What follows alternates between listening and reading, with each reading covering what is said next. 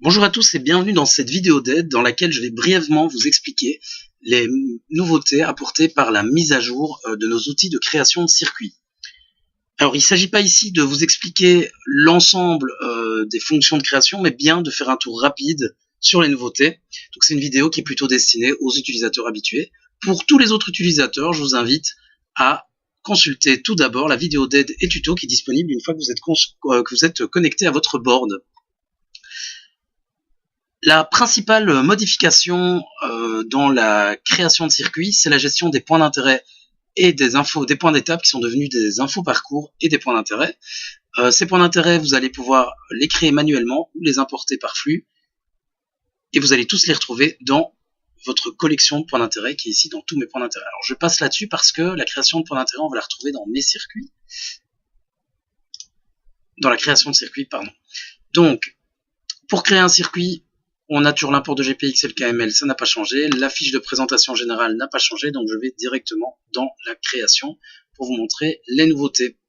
Donc la première chose que je vais faire, c'est aller chercher le lieu où on va tracer le circuit. Voilà. On va tracer directement un circuit court en mode voiture, par exemple. Voilà.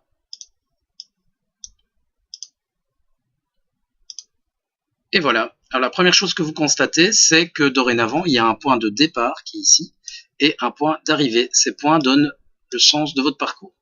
Ensuite, dans les nouveautés par rapport au traçage en lui-même, vous avez la possibilité de modifier le type de traçage sur une portion de parcours. Donc, si vous cliquez dessus, il y a toute une explication très claire qui est là et je vous invite à faire le test. En modifiant le mode de traçage, ça va modifier le tracé selon ce qui est imposé par l'outil. Ensuite, vous pouvez relier le point de départ et le point d'arrivée, donc ça va vous permettre de créer automatiquement une boucle et aussi d'inverser le sens du tracé, donc de faire passer le point de départ en point d'arrivée et inversement. Et évidemment, le tracé va être modifié en fonction des impératifs du type de traçage. Un sens unique ne va pas être pris par le mode de traçage voiture à l'envers. Dans les outils de suppression, vous avez toujours la suppression des points, l'insertion des points comme avant, mais vous pouvez aussi supprimer l'entièreté de votre tracé. Vous avez aussi un bouton Undo qui vous permet d'annuler les 3 dernières actions que vous avez effectuées pendant votre traçage. J'en viens donc à la gestion des points d'intérêt et des infos parcours, qui est donc la nouveauté de cette mise à jour. On va d'abord parler de la création d'infos parcours. Alors une info parcours, c'est quoi? C'est un point d'intérêt entre guillemets, qui est plutôt un point d'étape qui va uniquement concerner le parcours sur lequel vous êtes. Donc ça va être plutôt de l'information relative à un avertissement, à un changement de direction, etc., etc. Cette information, elle va être liée à ce parcours uniquement et vous ne pourrez pas la réutiliser sur d'autres circuits. C'est vraiment quelque chose qui est lié à ce parcours. Alors là, j'ai cliqué sur créer une info parcours. On va décider de le placer directement sur la carte. On va pas rentrer l'adresse. Voilà, imaginons qu'on va aller placer ça ici. Voilà, j'ai cliqué. Alors ça va ouvrir un formulaire de création qui ressemble à tous nos formulaires de création actuels. Donc au niveau de l'adresse, on va garder l'adresse, on va valider. On peut toujours la modifier en entrant une adresse directement. On peut aussi aller en chercher une par l'outil de recherche.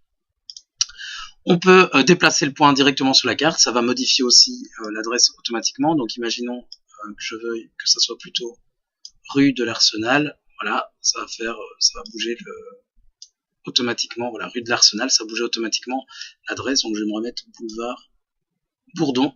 Voilà.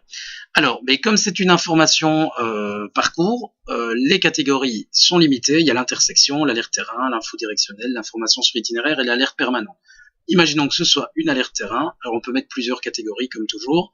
Vous remplissez la fiche comme d'habitude, un titre, une description, les photos, les vidéos, les fichiers audio, tout ce que vous voulez comme d'hab. Et donc ici on va mettre par exemple alerte trottoir glissant. Voilà, par exemple. Ça pourrait être aussi tourner à gauche au prochain poteau stop. On va enregistrer les modifications. On va faire en sorte que ce soit publié. Voilà. Alors, une fois que j'ai validé mon formulaire, l'outil va me demander est-ce que ce point, je veux le mettre sur la carte sans le relier au tracé, donc c'est-à-dire que le tracé va pas être modifié. Est-ce que je veux modifier le tracé? Dans ce cas-là, est-ce que je veux relier le point que je viens d'indiquer au dernier point tracé, c'est-à-dire le point d'arrivée, ou au point le plus proche par rapport à l'endroit où il était? Donc ici, on va mettre le point le plus proche, vu que le but c'était de le mettre sur le tracé.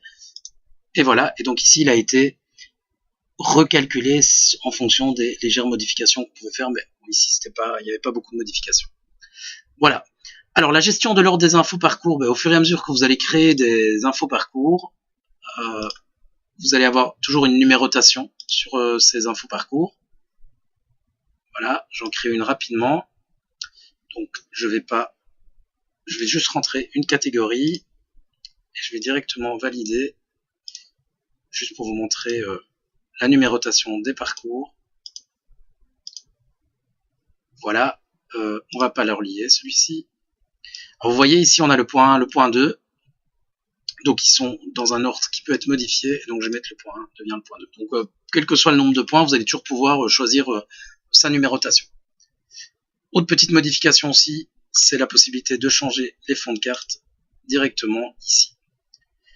J'en viens donc aux points d'intérêt. Alors, les points d'intérêt, un point d'intérêt, c'est quoi? C'est une information de type point d'intérêt qui va se retrouver sur la fiche parcours, mais qui va pouvoir être réutilisé sur d'autres parcours et qui va pouvoir aussi s'afficher, par exemple, dans des couches de données qui s'affichent sur les cartes habituellement quand l'utilisateur demande à les voir. Donc ici, on va dire, je vais repasser en mode OpenStreetMap, ça sera plus clair, voilà. On va dire qu'on veut ajouter un point d'intérêt. Alors, qu'est-ce qui se passe? Ma collection de points d'intérêt va s'afficher en fonction de la zone de carte qui est zoomée ou dézoomée ou pas, voilà. Donc si je dézoome, je vais en afficher plus. Vous allez voir ici dans la liste, là à gauche. Et si je zoome très fort, c'est l'inverse qui va se passer. Voilà, ici j'en ai une, ici j'en récupère un deuxième, voilà. Donc je vais dézoomer. Donc l'idée c'est quoi? C'est que ces points d'intérêt s'affichent automatiquement en consultation sur le parcours. Donc je vais ajouter par exemple le POI ici, donc c'est des POI tests. À nouveau, lorsque je vais rajouter un point d'intérêt sur la carte, il va me demander si je le relie ou pas au parcours, et si je le relie au parcours, comment je modifie ce parcours. Donc ici par exemple, on pourrait dire qu'on va le relier au plus proche. Voilà, et donc ici il a été chercher le point le plus proche, il a fait tout le tour en mode voiture parce qu'on est dans des sens uniques. Je vais annuler ma dernière action, voilà, comme ça on n'a pas de circuit qui ressemble à rien. Donc ici nous avons donc le POI qui a été placé. On peut en ajouter un second, par exemple, je vais aller dans ma liste, la gourde à moi, je vais l'ajouter au circuit, je vais pas la relier de nouveau, voilà, elle se trouve ici. Je vais aller voir mes points d'intérêt de mon circuit, je peux les modifier, je peux les retirer du circuit, je peux changer l'ordre, donc j'ai vraiment une flexibilité à ce niveau-là parfaite. Voilà, comme vous voyez ici, nous avons donc tous les POI. Ces POI seront visibles d'office sur le parcours, et je pense que là, j'ai fait le tour et que je vous ai tout expliqué.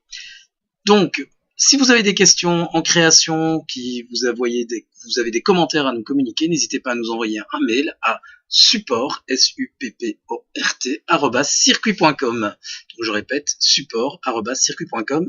Toutes vos questions, tous vos problèmes sont gérés assez rapidement quand vous passez par cette adresse. Je vous souhaite donc de bien vous amuser en créant vos circuits. N'hésitez pas à être inventif et à faire des circuits de compète. Au revoir.